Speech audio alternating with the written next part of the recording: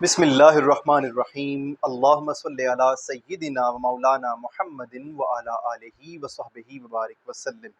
السلام علیکم ناظرین محترم، جیسا کہ آپ جانتے ہیں کہ چند روز قبل فیصل آباد کی تحصیل جڑاں میں توہین مذہب سے متعلق ایک نہایت ہی افسوسناک واقعہ بلکہ سانحہ پیش آیا۔ دراصل وہاں کے مقامی لوگوں کو کاغذ کے چند ٹکڑوں پر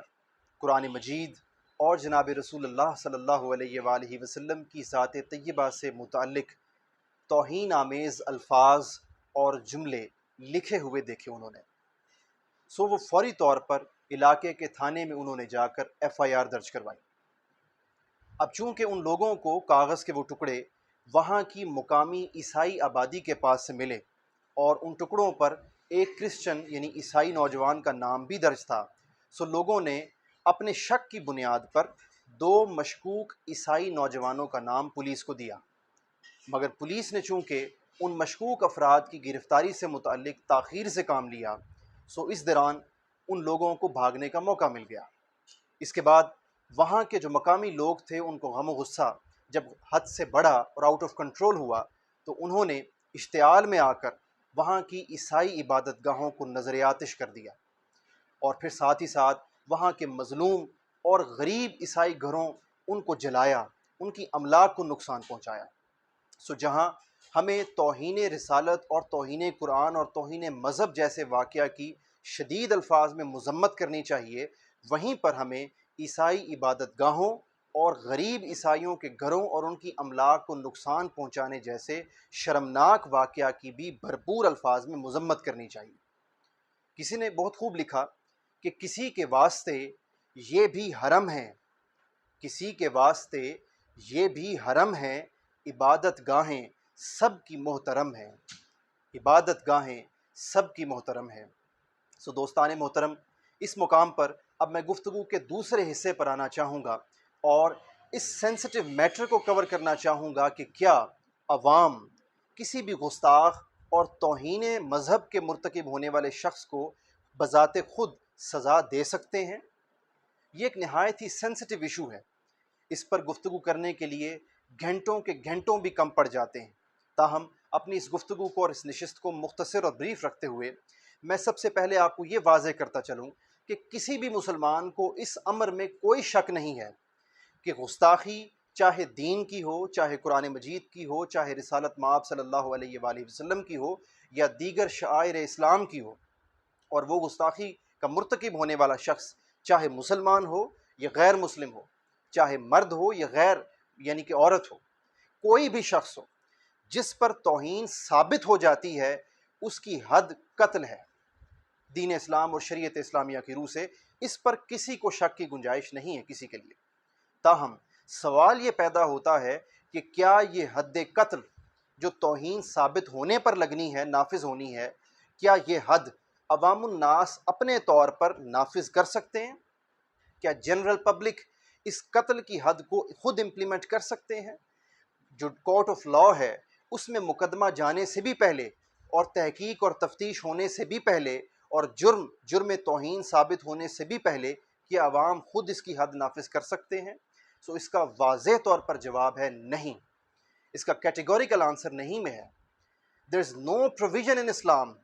to execute or to take law in your hands or to execute extrajudicial killing۔ اس کی اسلام اور دین اسلامیہ اور شریعت اسلامیہ میں کوئی گنجائش نہیں ہے۔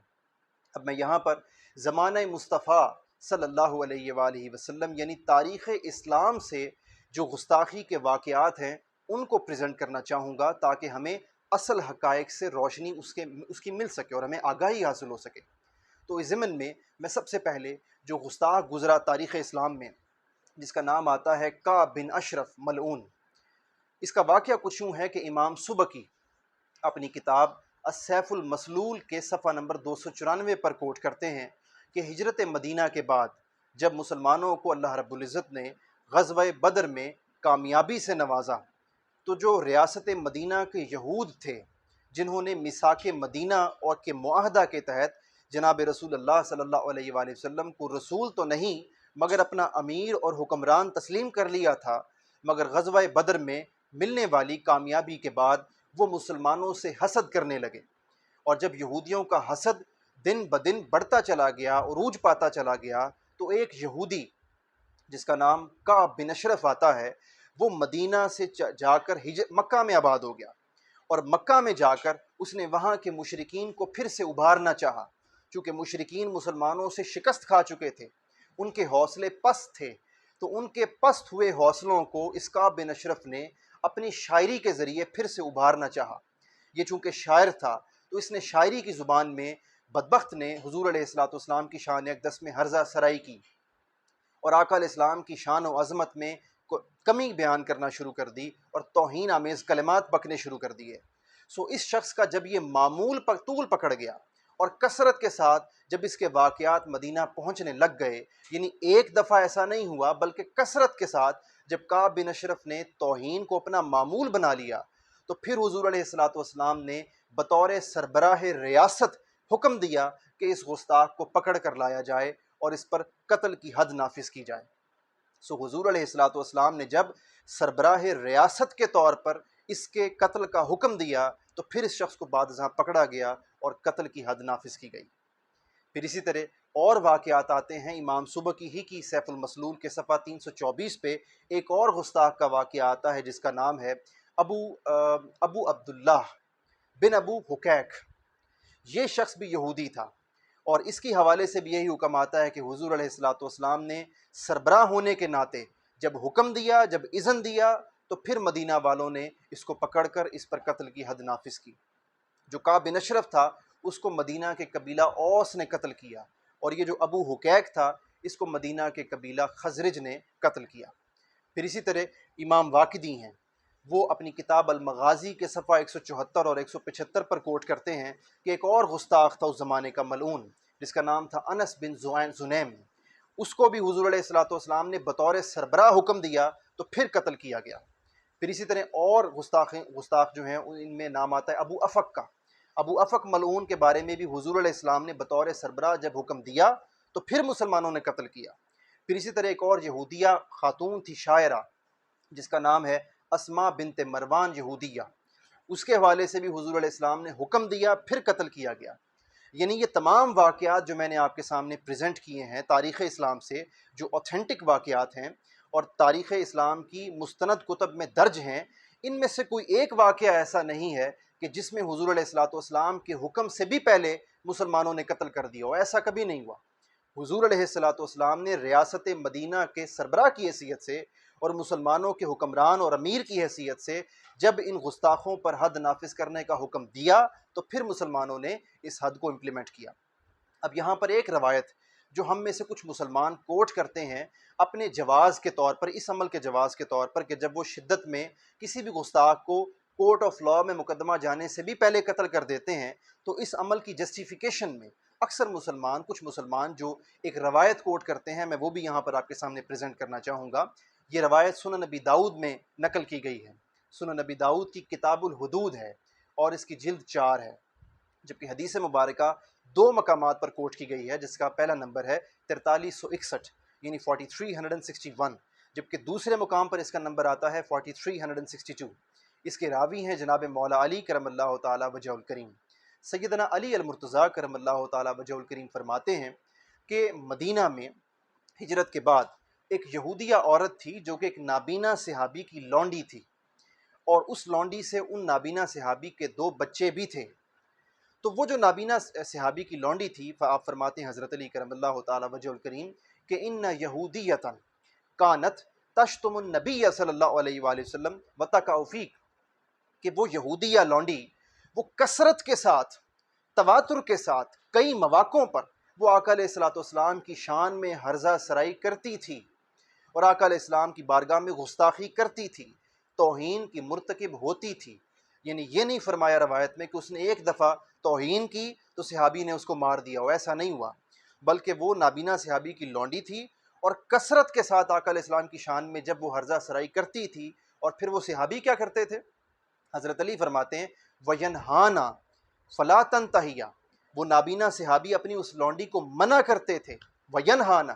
فَلَا تَنْتَهِيَا، مگر وہ رکتی نہیں تھی، وہ منع نہیں ہوتی تھی، اور پھر وہ صحابی وَيَسْجِرُهَا، وہ اس کی ڈانٹ ڈپٹ کرتے تھے، فَلَا تَنْزَجِرَا، مگر وہ اس ڈانٹ ڈپٹ کے باوجود، اپنے مالک کی ڈانٹ کے باوجود اور منع کرنے کے باوجود وہ باز نہیں آتی تھی۔ تو پھر یوں ہوا کہ ایک رات وہ نابینا صحابی ان سے رہا نہ گیا، اور جب ان کی لونڈی نے پھر اپنے معمول کے مطابق حضور علیہ السلام کی شان میں گستاخی کی اور توہین میں ذلالت بکی، تو وہ صحابی سے رہا نہ گیا اور انہوں نے اپنی اس لونڈی کو مار دیا، قتل کر دیا۔ پھر بعد ازاں جب یہ واقعہ اور مقدمہ حضور علیہ الصلوۃ والسلام کی بارگاہ اقدس میں پیش کیا گیا، تو آقا علیہ الصلوۃ والسلام نے ان سے نابینا صحابی سے وضاحت طلب کی۔ پھر ان نابینا صحابی نے فرمایا، فقال یا رسول اللہ سلام علیک انا صاحبھا، کہ یا رسول اللہ میں اس کا مالک تھا، وہ میری لونڈی تھی، اس سے میرے 2 بچے بھی تھے، وہ ام الولد تھی، مگر کانت تشتمو کا یا رسول اللہ، آقا وہ آپ کی بارگاہ میں تواتر کے ساتھ، کثرت کے ساتھ بار بار گستاخی کیا کرتی تھی، وتقع فیک، کثرت کے ساتھ آپ کی شان میں ذلالت بکتی تھی، اور میں اس کو منع کرتا تھا مگر وہ رکتی نہیں تھی، میں اس کو ڈانٹتا تھا مگر میری ڈانٹ پر بھی کبھی اس پر کوئی اثر نہیں ہوتا تھا، مگر پچھلی شب جب اس نے پھر اپنے معمول کو ریپیٹ کیا تو مجھ سے رہا نہ گیا، میں نے اس کو قتل کر دیا۔ تو آقا علیہ السلام نے اس یہودیہ گستاخ عورت کے قتل کو ان صحابی پر معاف کیا، اس کا خون ان پر معاف کر دیا۔ سو یہاں سے ایک بات اسٹیبلش ہو جاتی ہے کہ اس خاتون کے پہلی بار گستاخی کرنے سے صحابی نے اس کو نہیں مارا، بلکہ حدیث میں الفاظ آتے ہیں کہ وہ منع کرتے تھے۔ اب دیکھیے کہ وہ چاہتے وہ صحابی تو وہ قانون کو اپنے ہاتھ میں پہلی دفعہ ہی لے لیتے، انہوں نے پہلی دفعہ قانون کو اپنے ہاتھ میں نہیں لیا، انہوں نے خود حد نافذ نہیں کی، بلکہ حدیث میں لفظ آیا وہ منع کرتے تھے، انہوں نے منع کرنے کا اسلوب اپنایا، مگر کثرت کے ساتھ جب اس عورت نے یہ طول پکڑ لیا اور معمول بنا لیا تو پھر ان سے نہ رہا گیا اور انہوں نے حد نافذ کی، اور پھر جب انہوں نے حد نافذ کر دی تو مقدمہ سربراہ ریاست کے پاس پیش کیا گیا، اور حضور علیہ الصلوۃ والسلام نے سربراہ ریاست مدینہ کی حیثیت سے اس عورت کا خون معاف کیا۔ اب یہاں پر یہ تو میں نے آپ کو نان مسلمز کے جو اگزامپلس تھیں اور مثالیں تھیں تاریخ اسلام سے وہ آپ کے سامنے پریزنٹ کیں۔ اسی طرح اگر خدا نخواستہ نعوذ باللہ کوئی مسلمان اس سے خدا نخواستہ کوئی توہین سر انجام پاتی ہے تو پھر شریعت اسلامیہ میں اور دین اسلامیہ میں کیا حکم ہوگا؟ حکم تب بھی قتل ہی کا ہے، حد نافذ ہوگی، مگر یاد رکھیے کہ یہ حد مسلمان عام عوام الناس نے نافذ نہیں کرنی، یہ قاضی القضاء نے نافذ کرنی ہے۔ Due procedure of court of law میں یہ مقدمہ جب جائے گا اور تفتیش اور تحقیق کے بعد جب توہین ثابت ہوگی تو پھر ریاست اس حد کو نافذ کرے گی۔ اس کی وجہ یہ ہے کہ آپ دیکھیے کہ ہمارے مسلمانوں میں کثرت کے ساتھ جو فقہ ہیں، 5 فقہ وہ ہم مسلمانوں میں اڈاپٹ کیے جاتے ہیں اور امپلیمنٹ کیے جاتے ہیں، جن میں فقہ حنفیہ ہے، امام اعظم امام ابو حنیفہ کا فقہ ہے، پھر امام مالک کا فقہ مالکیہ ہے، پھر فقہ شافعیہ ہے، فقہ حنبلیہ اور فقہ جعفریہ ہے۔ آپ ان 5 ائمہ فقہ کا جو فقہ جات ہیں وہ پڑھ لیجئے، کسی ایک فقہ میں بھی اس امر کی گنجائش نہیں ہے کہ عوام الناس گستاخ کو سزا دے، ایسا کسی ایک فقہ میں درج نہیں۔ اس کی وجہ یہ ہے کہ تمام 5 ائمہ فقہ وہ کسی بھی شخص پر جب الزام لگتا ہے توہین کا تو اس پر حکم کو 5 درجات میں کیٹیگرائز کرتے ہیں۔ اب عوام الناس کو تو ان احکامات کی کیٹیگرائزیشن کا نہیں پتہ ہوتا، ان کی کلاسیفیکیشن کا نہیں پتہ ہوتا، تو اس لیے عوام الناس کو احتیاط کرنی چاہیے۔ وہ 5 احکامات کون سے ہیں؟ ائمہ فقہ متفقہ طور پر فرماتے ہیں کہ اگر کسی شخص پر توہین کا الزام لگتا ہے تو ہم اس کی تفتیش کریں گے، تحقیق کریں گے، تو تحقیق کے بعد پہلا حکم جو اس پر لگ سکتا ہے وہ تکفیر کا ہے، یعنی اس پر کفر کا فتویٰ لگے گا، حکم لگے گا۔ پھر دوسرا فتویٰ یا دوسرا حکم اس پر تکفیر کا نہیں ہوگا بلکہ تدلیل کا ہوگا، کہا جائے گا کہ اس کا عمل کفر تو نہیں ہے مگر کفر سے نیچے اس کا عمل ضلالت پر مبنی ہے، گمراہی پر مبنی ہے۔ پھر ائمہ فقہ فرماتے ہیں کہ تیسرا حکم اس پر تفسیق کا لگ سکتا ہے، یعنی کہ نہ اس کے عمل کو کفر کہا جائے گا، نہ اس کے عمل کو کفر سے نیچے ضلالت اور گمراہی کہا جائے گا، بلکہ اس سے بھی نیچے فسق کا حکم لگے گا، فسق و فجور کا، یعنی کہا جائے گا کہ یہ شخص جس پر الزام لگا ہے تحقیق کے بعد ثابت ہوتا ہے کہ یہ فاسق ہے، فاجر ہے، یعنی اب یہ مسلمانوں کی امامت کا اہل نہیں ہے۔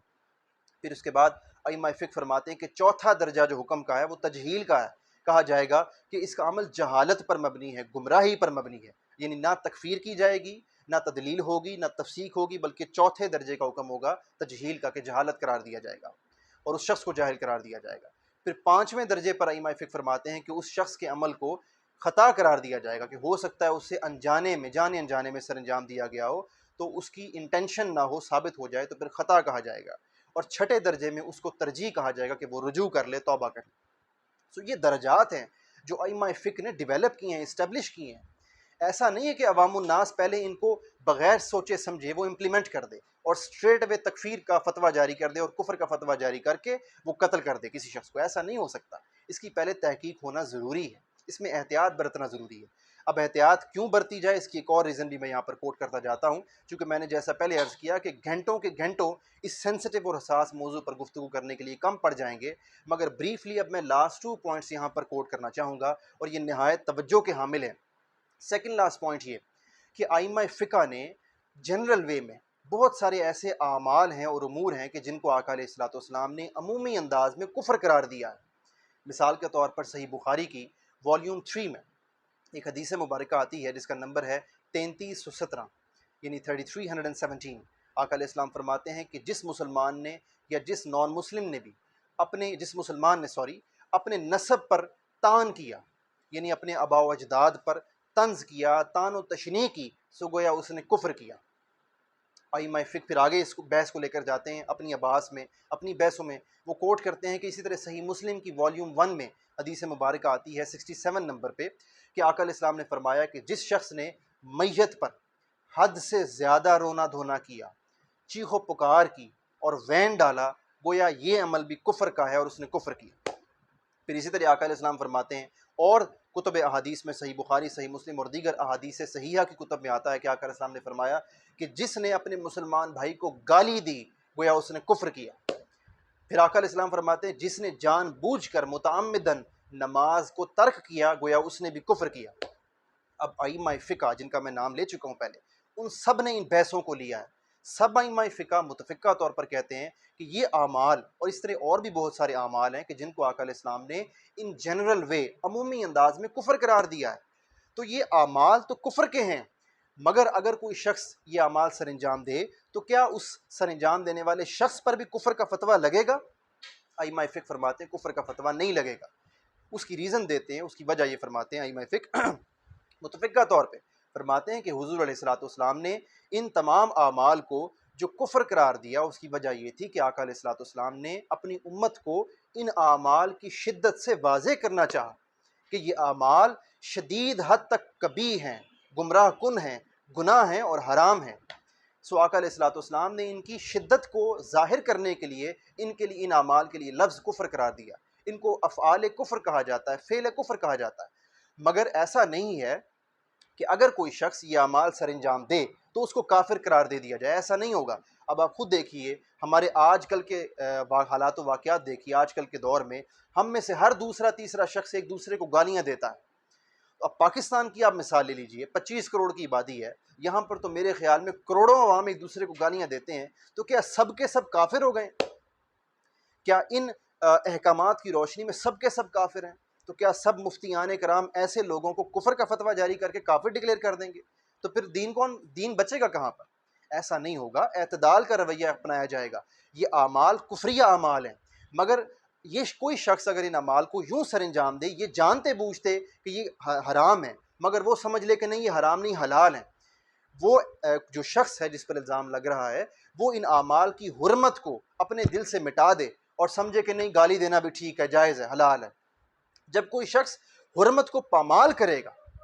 تو تب اس پر کفر کا فتویٰ لگے گا، لیکن اگر کوئی شخص شب و روز بے شک گالیاں دے رہا ہے، اس کو کہا جائے گا، سمجھایا جائے گا کہ وہ کفریہ فعل سر انجام دے رہا ہے، حرام کا فعل سر انجام دے رہا ہے، مگر اس شخص کو کافر نہیں ڈکلیئر کیا جائے گا، احتیاط برتی جائے گی۔ سو یہ تو سیکنڈ لاسٹ پوائنٹ تھا۔ اب اس میں لاسٹ پوائنٹ اس کی آج کی گفتگو میں لینا چاہوں گا کہ یہ تو آپ نے دیکھ لیا کہ کفر پر آپ نے احتیاط برتنی ہے، عوام الناس نے حد نافذ نہیں کرنی، قاضی القضاء کا منصب ہے، ریاست کا منصب ہے۔ اب یہاں پر آخری نہایت ہی دلچسپ پہلو یہ ہے کہ اگر کسی شخص پر الزام لگتا ہے توہین کا اور کفر کا، اور اس کے گواہان بھی موجود ہوتے ہیں، وٹنسز بھی موجود ہوتے ہیں، لیکن وہ شخص عین گواہوں کی گواہی کے بعد وہ شخص اپنے الزام سے انکار کر دیتا ہے کہ میں اس نے کیا ہی نہیں، تو اب کیا حکم ہوگا؟ اب اس مقام پر قاضی ایاز، یہ بھی امام فی الفقہ ہیں اور محدث بھی ہیں اور امام فی السیر بھی ہیں، آپ فرماتے ہیں اپنی کتاب الشفاء کے صفحہ نمبر 380 پر، آپ لکھتے ہیں وَكَذَلِكَ إِن تَابَ، کہ اگر کسی مسلمان پر الزام آتا ہے کہ اس شخص نے توہین کر دی ہے، اس سے کفر سر انجام دے دیا گیا ہے، اور اس کے الزام پر گواہان بھی موجود ہوتے ہیں، لیکن گواہان کی گواہی کے باوجود وہ شخص انکار کر دیتا ہے، وہ شخص اپنے الزام سے بری ہونے کے لیے انکار کر دیتا ہے، وہ کہتے ہیں اس نے نہیں کیا، تو پھر اب احتمال ہو گیا، اب کنفیوژن اور ڈاؤٹ کریٹ ہو گیا۔ تو قاضی ایاز فرماتے ہیں کہ ایسے عمل کو اس شخص کے اس کے توبہ کے قائم مقام سمجھا جائے گا، چونکہ وہ انکار کر رہا ہے، وہ مان ہی نہیں رہا کہ اس نے کیا ہے، بے شک گواہان موجود ہیں لیکن وہ انکاری ہے، تو پھر ایسے موقع پر اس کے اس عمل کو توبہ کے قائم مقام سمجھا جائے گا اور قتل نہیں کیا جائے گا، تاہم تعزیر کی جائے گی، یعنی اس کو قید کی سزا تو دی جائے گی مگر قتل نہیں کیا جائے گا۔ یہ حکم ہے اس وقت کہ جب کوئی شخص اپنے الزام سے بری ہونے کے لیے، بے شک بری ہونے کے لیے انکار کر دے، اب چاہے اس کی نیت کچھ بھی ہو، چاہے اس نے کیا ہو، مگر ائمہ فقہ نے اب نیت کو نہیں لیا یہاں پر، انہوں نے کہا کہ اس کا قول چونکہ وہ انکار کر رہا ہے تو اس کو ہم توبہ کے قائم مقام سمجھیں گے اور اس کو قتل نہیں کریں گے بلکہ اس کو قید کی سزا دی جائے گی۔ پھر اسی طرح فقہ حنفیہ کے ایک جید امام گزرے امام طحاوی، وہ اپنے فتاویٰ میں صفحہ 259 پر نقل کرتے ہیں، وہ کہتے ہیں شہد علیہ بالردہ، کہ بے شک کسی مسلمان کے ارتداد پر، اس کے مرتد ہونے پر گواہان موجود ہیں، گواہان موجود ہیں اس کے ارتداد پر اور اس کے مرتد ہونے پر، مگر وہ کیا کرتا ہے، وہو یجحد، وہ انکار کر دیتا ہے۔ جب وہ انکار کر دیتا ہے کان ذالک منہ توبۃ، تو ہم اس کو اس عمل کو اس شخص کی توبہ سمجھیں گے، توبہ کے قائم مقام سمجھیں گے، اور پھر انہوں نے بھی یہی مینٹین کیا کہ قتل نہیں کیا جائے گا مگر قید کی سزا دی جائے گی، تعزیر کی جائے گی۔ اس تمام گفتگو کا حاصل یہ ہے کہ ہمیں ان حساس اور سینسٹیو میٹرز میں احتیاط کا دامن نہیں چھوڑنا چاہیے، چونکہ جب ہم مسلمان احتیاط کا دامن ہاتھ سے چھوڑتے ہیں اور اپنے جذبات میں آ کر، طیش میں آ کر اور اشتعال میں آ کر ہم جب اس طرح کے اعمال سر انجام دیتے ہیں تو اس سے ہمارے دین کی بدنامی ہوتی ہے۔ اب آپ دیکھیے کہ جو جڑاوالا کا واقعہ ہوا، اس سے پوری دنیا میں انٹرنیشنل لیول پر کس طرح ہم مسلمانوں کی، دین اسلام کی اور بالخصوص پاکستان کی جگہ آئی ہوئی ہے۔ ہمیں ایسے اعمال سے گریز کرنا چاہیے۔ اور آخر پر کلمہ نصیحت، فقہ حنفیہ کے ایک بہت بڑے امام ہیں، امام ابن العز الحنفی، وہ شرح عقیدہ طحاویہ میں صفحہ 318 پر کوٹ کرتے ہیں۔ میں ان کی نصیحت کو یہاں پر لیتا چلوں، چونکہ وہ ہمارے امام ہیں تو ہمیں ان کی نصیحت سے سبق سیکھنا چاہیے۔ آپ فرماتے ہیں، امام ابن العز شرح عقیدہ طحاویہ میں، فقہ حنفیہ کے ایک جید امام ہیں اور حنفی ہیں، آپ فرماتے ہیں کہ ہم مسلمانوں میں بدقسمتی سے دو طبقات وہ انتہاؤں پر چلے گئے ہیں۔ ایک وہ طبقہ ہے جو کسی بھی امور میں مسلمانوں پر کفر کا قائل ہی نہیں ہے، چاہے کسی مسلمان سے کچھ بھی ہو جائے، ارتداد ہی ہو جائے اور کوئی مسلمان مرتد ہی ہو جائے، مگر ایک طبقہ ایسا ہے جو اس حالت میں بھی کفر کا فتویٰ نہیں لگاتا، وہ کہتا ہے کہ نہیں، جو کچھ ہو جائے، کلمہ گو ہے تو وہ ہر حال میں مسلمان ہے۔ وہ کہتے ہیں یہ بھی غلط ہے، یہ بھی انتہا ہے، یہ تفریط ہے۔ اور پھر اس کا افراد کہتے ہیں وہ یہ ہے کہ بعض لوگ ایسے ہیں کہ جو ہر چھوٹی نامناسب بات پر بھی کفر کا فتویٰ لگا دیتے ہیں، وہ کہتے ہیں یہ بھی غلط ہے۔ امام ابن العز الحنفی کی روشنی میں ہمیں ان دونوں انتہاؤں سے بچنا ہے، نہ تو بالکل ہر چھوٹی نامناسب بات پر کفر کے فتوے بانٹنے ہیں، اور نہ بالکل اتنا ایزی ہو جانا ہے اور اتنا ریلیکس کر جانا ہے کہ ہم مسلمانوں میں جو کوئی منافقین ہیں وہ ہماری نرمی کا اور خاموشی کا ناجائز فائدہ اٹھائیں۔ ہمیں ان دونوں انتہاؤں سے بچنا ہے اور ماڈریٹ اور بیلنسڈ ایٹیٹیوڈ اپنانا ہے۔ اللہ تعالیٰ ہمیں عقیدہ صحیحہ کی توفیق عطا فرمائے۔ گفتگو میں جہاں کہیں مجھ سے غلطی ہوئی ہو، میں اللہ تعالیٰ کی بارگاہ میں